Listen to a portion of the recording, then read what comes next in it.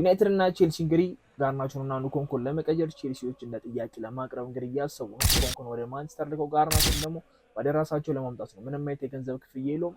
ተጫዋቾቹ ብቻ ለመቀየር ነው። ይህ ነገር ለዩናይትድ ነው የሚጠቅመው፣ ለቼልሲ ነው የሚጠቅመው፣ ዩናይትድ በዚህ ይጠቀማል ሊጎዳል የሚለውን ነገር አብረን እንመለከታለን። ለቻናሌ አዲስ ከሆናችሁ ሰብስክራይብ ማድረጋችሁ እንዳትረሱ። ወደ ቪዲዮ እንሂድ።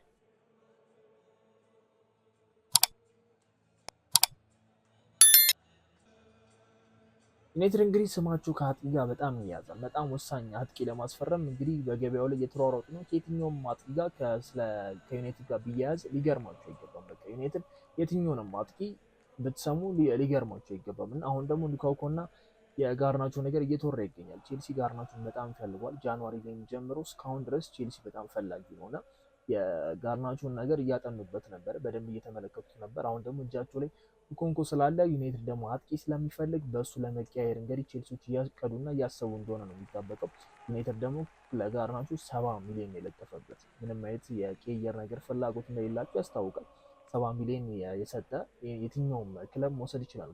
ጋርናቾ ገና 20 ዓመት ነው። ኑኮንኮ የምንመለከት ደግሞ 27 ዓመቱ ነው።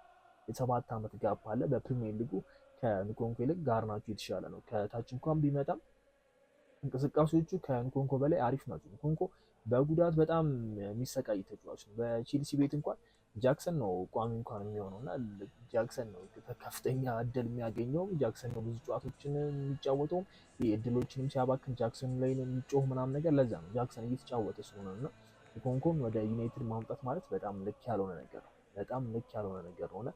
ምንም ይሄን ያደረገው ነገር የለም። በፕሪሚየር ሊግ ከ2023 እስከ 2025 ቆይቷል። ይሄ ተጫዋች 6 ጎል ነው ያለው። 6 ጎል ይሄንን ታምናላችሁ? 6 ጎል ነው ያለው እና በጣም የሚያስቅ ቁጥር ነው ያለው። በጣም የሚጎዳ ተጫዋች ነውና ዩናይትድ ይሄንን ተጫዋች ማምጣት ማለት ልክ እንደ ሉክ ሾው ማለት ድንገት ነው የሆነ የሚመጣላችሁ የሚገባላችሁ እና እሱን በጋርናቾ መቀየር በጣም እብደት ነው። ለቼልሲ ትልቅ ኢንቨስትመንት ነው። በቃ አይደል ምንም እንዴት ልበላችሁ ባዶ ነገር ሰጣችሁ የሆነ ተሞልቶ ሲመለስላችሁ አይነት ነገር አለ አይደል? ልክ እንደዛ ነው። ኑኮንኮን ቼልሲ ቢያጣ ምንም ያጣው ነገር የለም። በቃ ኦልሬዲ አጥቶታል። በጉዳት ልጁ እየተሰቃየ ነው። ይሄን ያለ ግልጋሎት እየሰጣችሁ አይደለም እና 6 ጎል ነው በፕሪሚየር ሊግ እንኳን ያለው። 6 እኮ በ10 ጨዋታ ውስጥ ምናምን አጥቂዎች ያገባሉ። በ15 ጨዋታ ውስጥ 6 ጎል ምናምን ነገር ያገባሉ ነው። ከ2023 እስከ 2025 የሁለት ዓመት ምናምን ነገር ቆይቶ 6 ጎል ብቻ ያለው የፕሪሚየር ሊግ አጥቂ በጣም ከባድ ነው የሚሆነው። ለዛውም ቶፕ 6 ውስጥ ያለ አጥቂ ነውና 6 ጎል አግብቶ እንዴት ነው ዩናይትድ ይህንን ተጫዋች በጋርናቾ የሚቀይረው? ጋርናቾ ከሱ በተሻለ ቁጥሮች አሉት። እስኪ የተወሰኑ ቁጥሮች እንመልከት። ምን ያህል ኑኮንኮ ጨዋታዎችን አድርጓል? ጋርናቾ ምን ያህል ጨዋታዎችን አድርጓል? ከዛ የዩናይትድ ደካማው አጥቂ የሚባለው ራስመስ ደግሞ ምን ያህል ጨዋታዎችን አድርጓል? እና ሶስቱንም እናነጻጽር እስኪ። ዩናይትድ ጋርናቾንና ኑኮንኮን የመቀየሩ ነገር ያዋጣዋል አያዋጣውም? ዩናይትድ ለምንድን ነው ኑኮንኮ የሚያመጣው? ራስመስ እያለለት ራስመስ ከኑኮንኮ በምንድን ነው የሚያንሰው የሚለውን ነገር እስኪ እንመልከት። እዛ ሌፕዚግም እያለ ራስመስ ደግሞ ጀርመንም እያለ ጋርናቾ ደግሞ በፕሪሚየር ሊጉ የተወሰነ እንቅስቃሴዎችን የጎል ተሳትፎችን የምንመልከትና እስቲ ቁጥሮችን አይተን የራሳችንን ፍርድ እንስጥ። ቁጥሮችን ተመልከቷቸው። የጋርናቾን ብንመለከት 2023-24 ላይ 36 ጨዋታዎችን አድርጓል። 7 ጎል በፕሪሚየር ሊጉ ብቻ ነው የምነግራችሁ። 7 ጎል ተሳትፏል። ከዛ በኋላ 4 አሲስቶች አሉት። በአጠቃላይ ወደ 11 የሚጠጋ የጎል ተሳትፎ አሉ። ስለዚህ ከኑኮንኮ 2 ዓመቱ የጋርናቾ 1 ዓመቱ የተሻለ ነው ማለት ነው። በጎል ተሳትፎ እንኳን ስናየው 2024 ላይ መጣን። ጋርናቾ 36 ጌሞች አድርጓል። 6 ጎሎችን አስቆጥሯል። 2 አሲስት ማድረግ ችሏል። 6 ጎሉ ማለት የኑኮንኮ የቼልሲ ቤት ማለት ነውና በዚህኛው ዓመት እየወረደ ነው የመጣው። 9 ጎል ነው የተሳትፎ ነው ያለው። ዩናይትድም 15ኛ ነው የጨረሰው። ከአሞሪም ስርም ሆኖ ጋርናቾ አልተመቹም። የአሞሪም ማጫወትም ይሄን ያህልም ለሱ የሚሆን እንዳልሆነ በጣም ግልጽ ነውና ጋርናቾ ሳይመቸው ጥሩ ሳይሆን ቲሙም እንደዚህ ነው ነውና እስቲ የኑኮንኮን ደግሞ እንመልከት። ኑኮንኮ እንግዲህ በ2023-24 11 ጌሞችን አድርጎ 3 ጎል አለው። ምንም አሲስት ያደረገው ነገር የለም። በ11 ጌሞች 3 ጎል ትንሽ የተሻለ ነገር ነው ብዬ አስባለሁ። ከዛ ደግሞ 24-25 መጣ። 27 ጨዋታዎችን የሚያደርገው 3 ጎል እና 2 አሲስት አለ። 5 የጎል ተሳትፎ። ይህ ማለት ከጋርናቾ ከጎሉ ራሱ አንፃር ጋርናቾ በ2024-25 6 ጎል አለው። የኑኮንኮ ደግሞ አሲስቱም ጎሉም ተደምሮ 5 ነው እና ይህንን ተጫዋች እንዴት ነው ዩናይትድ በጋርናቾ ይቀይረዋል ብሎ ቼልሲ እንደ ጥያቄ ሊያቀርብ የቻለው? ደካማ የሚባለውን ራስመስ እስቲ እሱን ደግሞ ቁጥሮች እንመልከት ከኑኮንኮ ጋር እናነጻጽር። በ2023-24 30 ጌሞችን አድርጎ 10 ጎል አለው። ከዛ 2 አሲስት አለው። 12 የጎል ተሳትፎ ንኮንኮ 11 ጨዋታ ነው ያደረገው። ራስመስ በዚህ ወደ 19 የሚጠጋ ጨዋታ በሎች አድርጓል። ግን 10 ጎልም ሁለት እንደ መጀመሪያ ዓመቱ አሪፍ ነው ተብሎ ነበር እና የጉዳትም ችግር አልነበረበትም። የራስመስ አንዱ ኳሊቲ ይሄኛው ነው ብዬ አስባለሁ። ግን በ2024/25 ራስመስ በጣም ደካማ የሚባል ፐርፎርማንስ ያሳየ 32 ጌሞችን አድርጓል። 4 ጎሎችን ብቻ ነው ያስቆጠረው። 4 ጎሎችን ነው እና ከ32 ጌም 4 ጎል በጣም በጣም ትንሽ ነው። ምንም አይነት የጎል ተሳትፎ የለውም። ምንም አሲስት አላረገም እና የ14 ጎል ተሳትፎ አለው በዩናይትድ ቤት በ2 ዓመት ውስጥ ማለት ነው።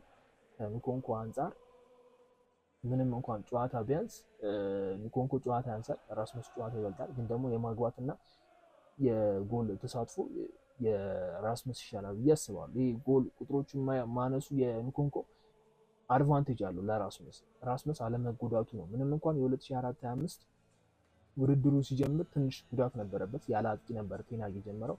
የፉላሙን ጨዋታ እንኳን የምታስታውስ አጥቂ አልነበረም እና ጊዜ ተቀይረው ገብቶ ነበር 1-0 ሲናሸንፍ ያችን ብቸኛ ጎል ማስቆጠር ይቻላል እና የተወሰነ 2-3 ጌም አምጦት ነበር እና በጣም የሚጎዳ ተጫዋች አይደለም። በመሀል ላይ የሚጎዳ ተጫዋች አይደለም እና ያ ራስመስ ኳሊቲ አለው እና ጋርናቾ እና ንኮንኮ በጣም እብደት የሆነ ነገር ነው። ቼልሲ ምን እንዳሰበ አላውቅም። ጋርናቾ ገና የ20 ዓመት ታዳጊ ተስፋ ያለው ታዳጊ እና ዩናይትድ በጣም ብዙ ተስፋ አድርጎበት ግን ደግሞ አሰልጣኝ በመቀየሩ አሰልጣኙ ለሱ የሚሆን ቦታ ስላጠም ከዛ በኋላ የጋርናቾ ባህሪና የአሞሪም አለመጣጣም ደግሞ ብዙ ነገሮችን ቢያቃቅርም ዩናይትድ በዚህ ተጫዋቹን ይለውጠዋል የሚል እምነት የለኝም። ምንም የፈለገ ቢቸግረው ዩናይትድ ተጫዋቹን አልፈልግም እንኳን ቢል ለሌላ ክለብ በዋጋ ቀንሶ ይሸጣል እንጂ ለራሱ የማይጠቅመው ተጫዋች አምጥቶም ተጎድቶም እና ለፕሪሚየር ሊግ ቲም ነው የሚሰጠው በዛ ላይ እና ጋርናቾ ቼልሲ ቤት ይሳካለታል ብዬ አስባለሁ። ያንን ቦታ ከበር የሚያደርግላቸው ሰው በጣም ይፈልጋሉ እና ጋርና ደግሞ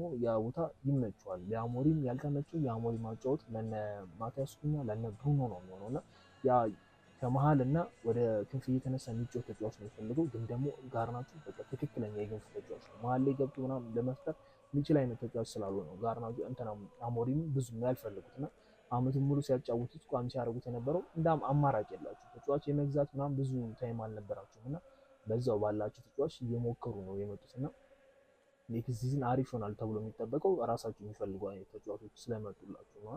70 ሚሊዮን የሚገመት ተጫዋችን በንኮንኮ መሸጥ ማለት መቀየር ማለት በጣም እብደት ነው። ቼልሲ ለራሱ እያመቻቸው ነው። በጣም ግልጽ ነው እና ከራስመስ እንኳን ማይቻል እንዲሁ ራስመስን በንኮንኮ ቀይሩ እንኳን ቢል እንኳን ቼልሲ ቢያንስ አለ አይደል ዩናይትድ እንዲህ ሊሉ ይችላል ምናምን ነገር ነው።